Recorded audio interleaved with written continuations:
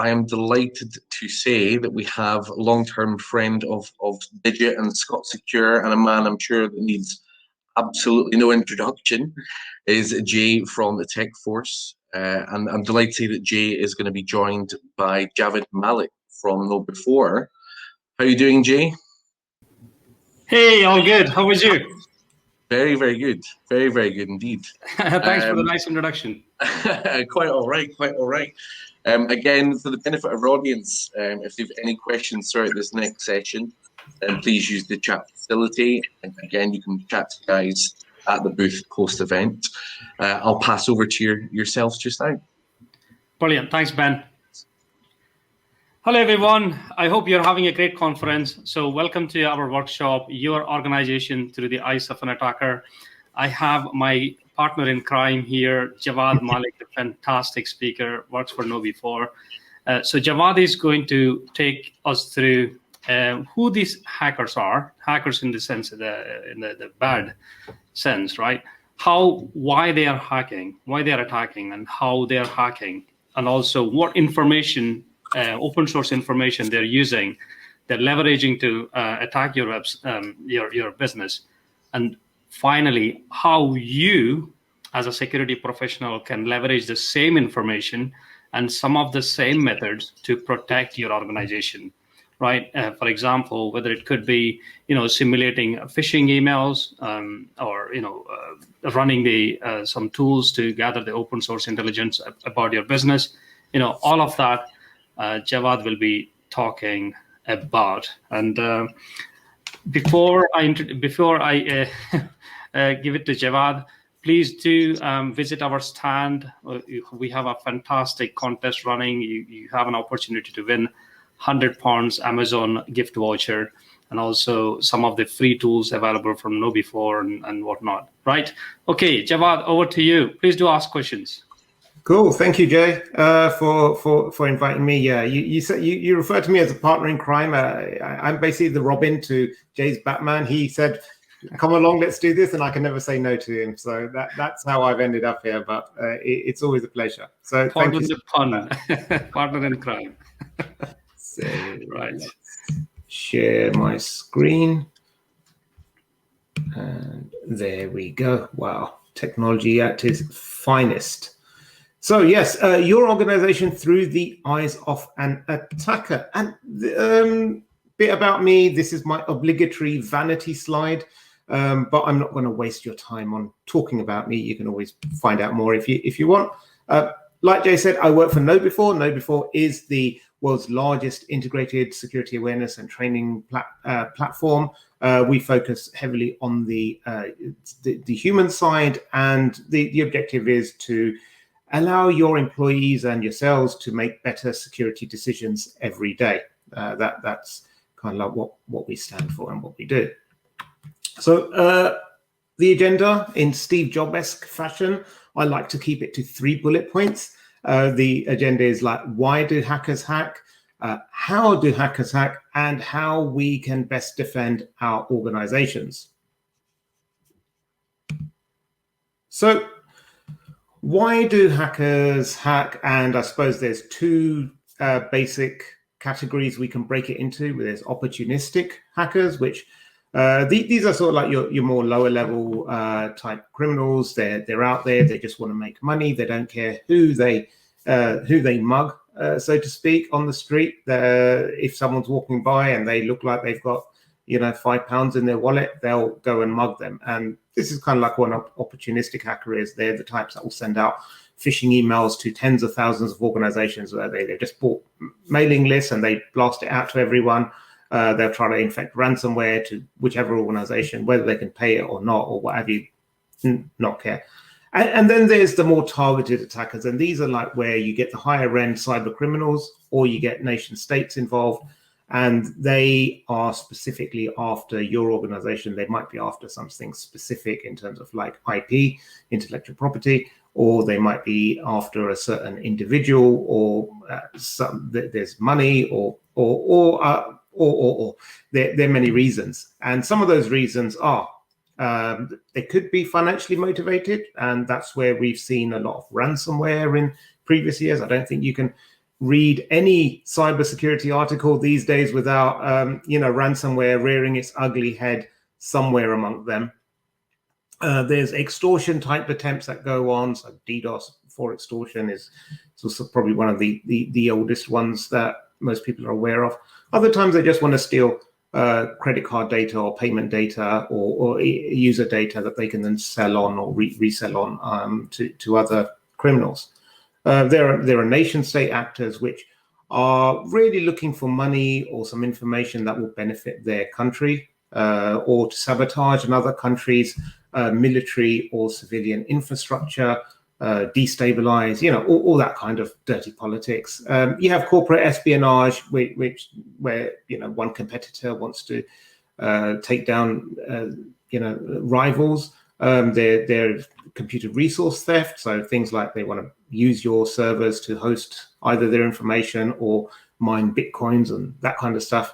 Or they're hacktivists, the ill-guided often groups who are caught up in this cycle of like, hey, if we attack these companies, then that's a morally good act because they support X political party, or they conduct testing on animals, or any other of those reasons. I thought it's important to talk about penetration testers or ethical hackers or these organizations, because hacking is just the act. It's neither legal or illegal, but as Jay alluded to, we're really talking about the illegal type of hacking here. But penetration tester will basically use the same tools, techniques, and methods that, largely speaking, that the criminals will use, except the difference is that they have permission to do so. Normally, traditionally, like you'd have a letter of authority, you engage a company, you'd set the scope, and you'd say, okay, here are systems I want you to test for me and give me assurance that they can't be broken into easily. Nowadays, you also have a lot of bug bounty type scenarios set up. There are third parties that can mediate these for you. So if you have an organization, you can say, well, here are some apps, and I want to know if there are any vulnerabilities. This is the scope. These are the types of vulnerabilities I'm looking for. And then you can say, okay, for every vulnerability that someone provides that actually is one, then we'll pay you, $500, or we'll give you a T-shirt, whatever it may be. But there are tens of thousands of those in operation now. So how do hackers actually go about hacking? And I sat around for a while thinking about this. I thought this is such a vast area, and like we only have a short time to talk about this. And I thought, when you break it down, beyond all the technicalities of like, how someone actually gets a foothold, how they laterally move, how they escalate privileges, and all that kind of thing that we associate with hacking. The reality is, when you wind it back to a slightly higher level and you think about what are the root causes, or how do these guys actually break into organizations, what's that one root element, then there's actually only a few things that, I call them a fistful of risks, but, play on the fistful of dollars, I suppose. Let's try and be clever.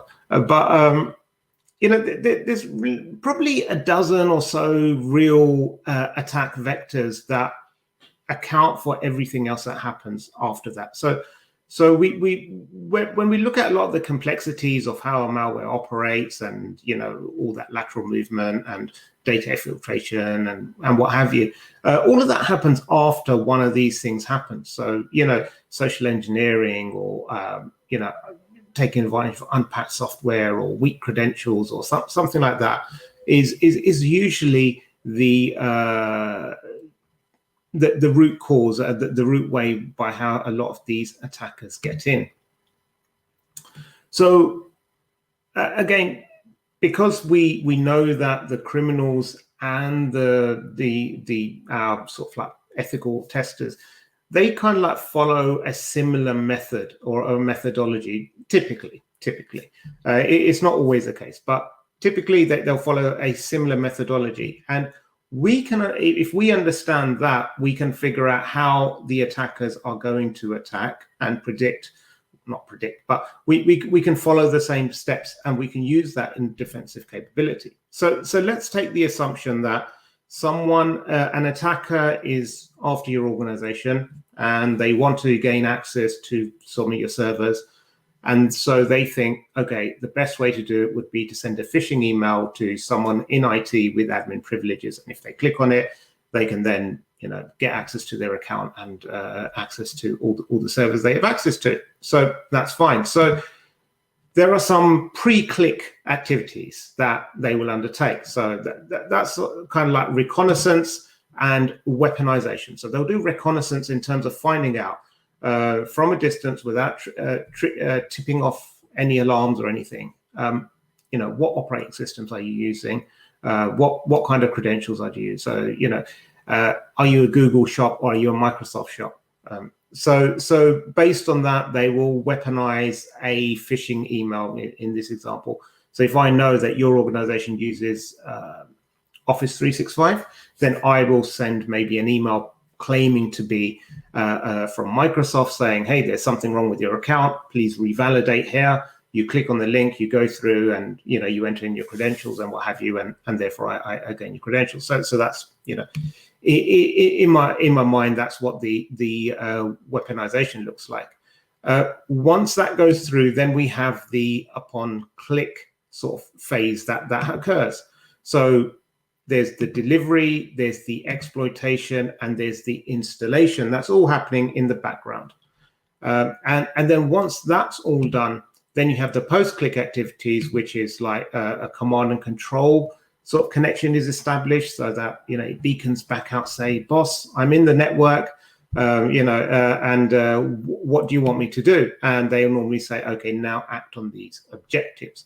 And that's the typical kind of like a red team or a pen tester would follow that path. And that's pretty much how a criminal, especially one that's more a targeted attacker, that's pretty much how they would follow the method as well.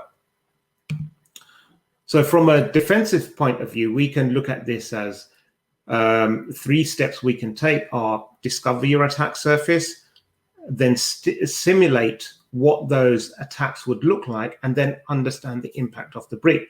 So if you discover your attack surface and for example, hey, I've got 5 web-facing apps, okay, that's fine. So now you have 5 apps. Then you can engage a pen testing org and say, come in and test these apps for us and tell us where you find vulnerabilities and what the impact of those vulnerabilities are. Similarly, your users are an attack part of your attack surface. Okay, so what happens if someone sends a phishing email claiming to be from your IT department saying you need to install this new VPN? Will that user click on it and install it or not? And then you need to understand the impact of that happening. In some cases, you might have some other endpoint detection and response controls that negate it. In that case, you don't need to really worry about it too much. But if you have like a remote workforce where people are working from their own machines and what have you, and they can't tell the difference between an email coming from a criminal and an email that legitimately comes from your IT department or HR department, then that's something you need to think about. OSINT or open source intelligence plays a really big part in how a targeted attacker will focus on your organization. And basically that's to use open, readily available information about your organization and the individuals that work there to gather information to make their attack far more effective. So you can consider it a bit like this. If I know your email address, I normally know your full name because it's your name's in the email address. And from that, I can figure out, well, your domain information might be your employer's domain, and maybe there's some online documents or some websites and stuff available from it. With that information, once I have your full name, I can start looking for you on social media. Social media will tell me your work history. It might tell me what groups you're affiliated with. I might even be able to find out what your physical address is. From that, you can see it spirals out. I can gather more information. And then I can, if I'm a bad guy, then I will likely have access to or gain access to breach data. So if you shopped with fluffykittens.com and that got breached, I will look at fluffykittens.com and see if your email address is there. I'll see what your password was there. And because most people end up reusing the same password, I will then try that email and password combination on every site I can think of until I can get into it and use that as another place to gain a foothold into your organization. So you can see how very quickly this like spirals out of control and spreads. And it's not just the passwords that they're after. There's all sorts of information that is really interesting. So if I figure out what your friends are, families like, where you like to eat out from, I can then send you text messages or other sort of means of communication to you. Say, hey, I'm Mr. Friendly Pizza. We have a deal now in place. Feed your entire office for $9.99. Click here, and that could be something, or it could allow someone to enter your office premises, or so many other things that can happen. Password attacks are also one of those. It's one of those low-hanging fruit, but it's so commonly exploited by criminals. I thought it's really worth calling it out. And we often see this in the sense that organizations get breached because someone either didn't change a default password on an admin sort of thing, or RDP was there and there was an easily guessable password, or a user reused their password that was in a breach somewhere. So, things like credential stuffing, which is where they will take a previously exposed ID and password and try it against other things, is just grown exponential. Akamai, I saw they had a report out where they said, like, in 18 months, they saw 61 billion with a B credential stuffing attacks. And that's like over what? That's like 3 billion or forget it. My maths isn't great. I was going to try to work out how much that is a day, but that 3 billion a day, is it? Maybe, or a month. Ignore me. Put it in the chat comments, actually, if you can figure it out before I get to the end of this presentation. That would be great, and it's also a good indication whether you're paying attention. But we see that attacks against passwords are really, so that's why things like implementing multi-factor authentication, giving users access to a password vault of some sort, so that they can choose unique password and sufficiently long passwords, are all great ways that we can, they seem like simple tips in a way, but they can be extremely effective in really throwing a criminal off their game plan. I also just wanted to bring up like bad email rules, because what we see a lot of times is someone gets if someone gets access to an email account, that is really, really high value target. You can do so many things. A few months ago, last year in Australia, there was a hedge fund, and the CEO, he got a Zoom invite in his calendar, and he clicked on it, and it didn't connect, and he thought nothing of it. And what that was there was it basically sent his ID and password to a third party. They were able to get into his inbox, and they started then sending emails as the CEO to the finance team saying, hey, send 5 million to this new bank account. And they were sending money out. A few days later, the CEO saw that there was large payments being made, and he was actually able to recall, the banks were able to put a freeze on a lot of it. So they didn't lose all their money. They recovered a lot of it, but it resulted in the investors in the hedge fund losing confidence in the organization. And they actually, one of their biggest investors pulled out their fund, and that caused the hedge fund to collapse. So it is a very real threat. It's something that happens a lot. But the other thing that a lot of companies do, a lot of criminals will do, is once they get into an email, they can set up a bad email rule.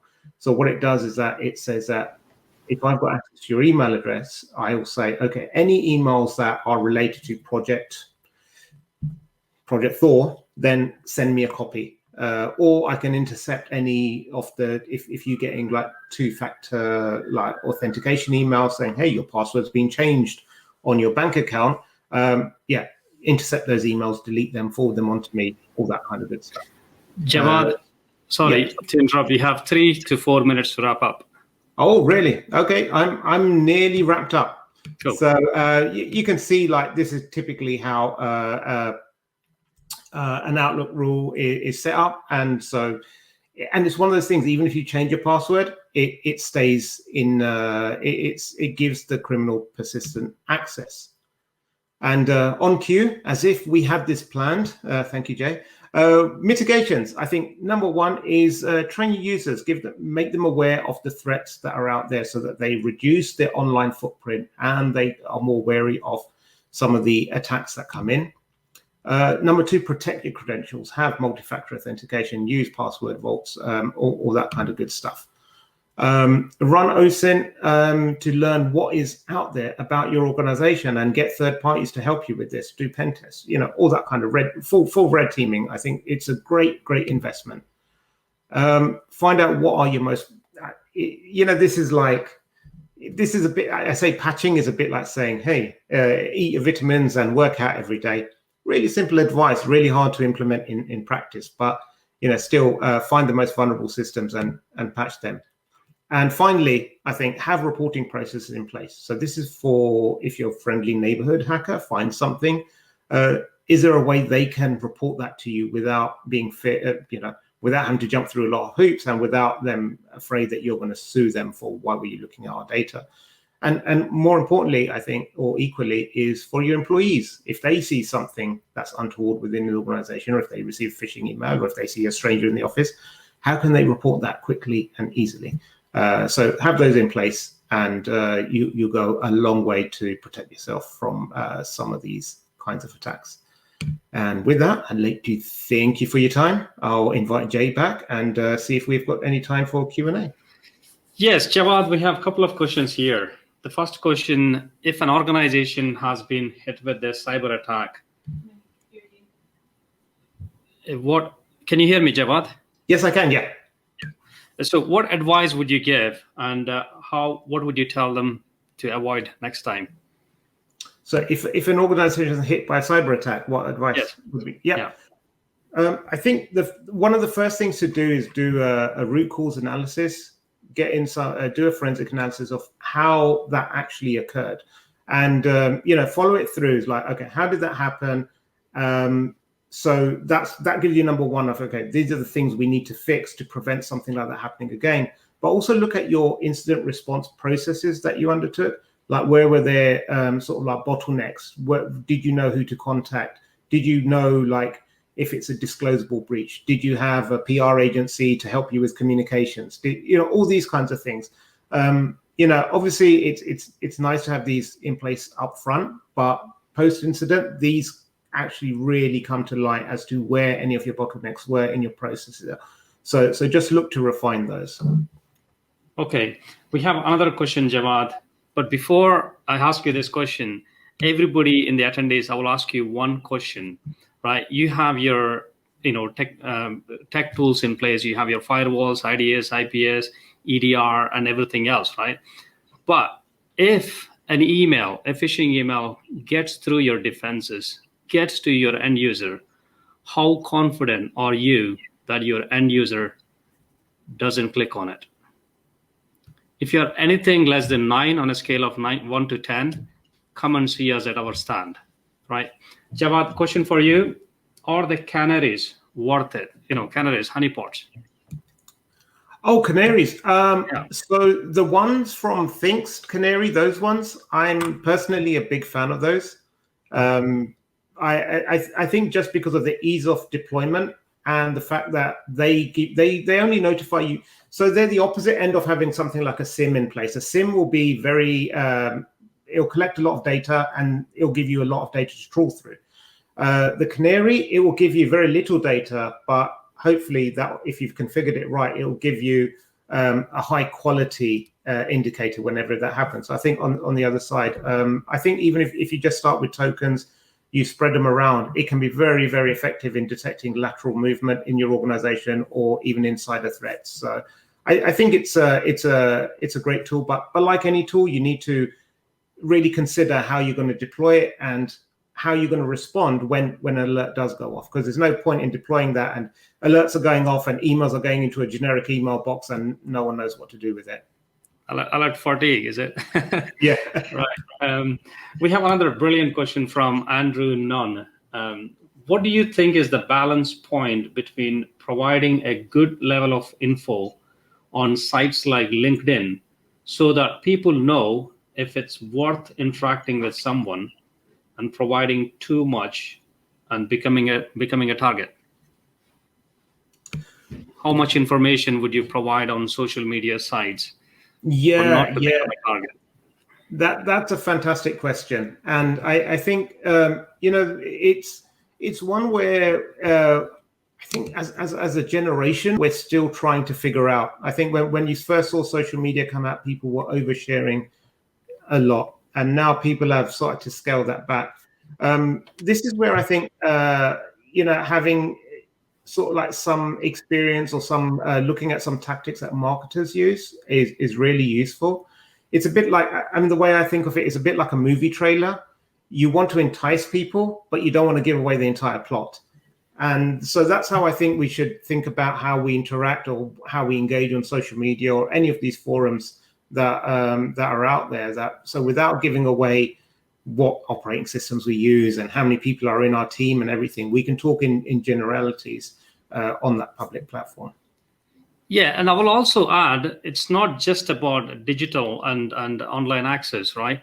You can gather so much information from your physical, your photos or whatnot you're posting online about your physical access to the building and how, where the CCTVs are, where the gates are, and an attacker could plan if they wanted a physical access into the building, right? So that's another information we can gather from OSINT. Right, really valuable information. What are the usual tools would you recommend, Javad? For OSINT? For OSINT, yeah. Or for, yeah. The human brain is, the tools aren't as important, I think, as having a methodology in place where you know what you're looking for and then organizing all the data that you get back. I mean, Google's like Google Dorking and everything is still a really powerful way to go about a lot of the stuff. Brilliant. Javad, we have one last question, but I will answer this one. We have a question from Banakiran. Banakiran is saying, how can we prevent end user getting phishing emails even right filtering system is deployed? Banu, come and speak to me. I will tell you how. Visit our exhibition stand and we will show you how. As I said, how confident are you your end user doesn't click on these phishing emails? If you're anything less than 9 on a scale of 1 to 10, come and visit our exhibition stand. And I would like to thank you everyone for attending this session. Thank you so much. Thank you very much, guys. Yes, like Jack said, you can speak to them throughout the course of the day. For anyone who doesn't follow the TechForce on LinkedIn, some great content that gets published frequently. Absolutely fantastic content. And you're giving away prizes at the stand, but you're also giving away the signed Kevin Mitnick book. Yeah. World famous hacker signed Kevin Mitnick book, The Art of Deception, a signed copy you can get. Yes. So give the TechForce a follow on LinkedIn as well. Javad, are you giving anything away on LinkedIn? I can. I'll send you a signed selfie if you want. I mean, like. Hey, well, that's fine. Well, see, that's why you're the Robin to his Batman. Hey, the digital photos are more popular now. You see this NFT thing? Somebody bought it for $66 million. You can buy my tweets if you want. Yeah, absolutely. Well, listen, thank you so much, guys. And a reminder for anyone that maybe joined us mid-session, the session will be on demand as of Friday and on our YouTube channel as well. For now, thank you, Jay. Thank you, Javad. And we'll speak to you soon. Thank you. Awesome. Thanks, Ben. Okay. Thanks, guys. Cheers.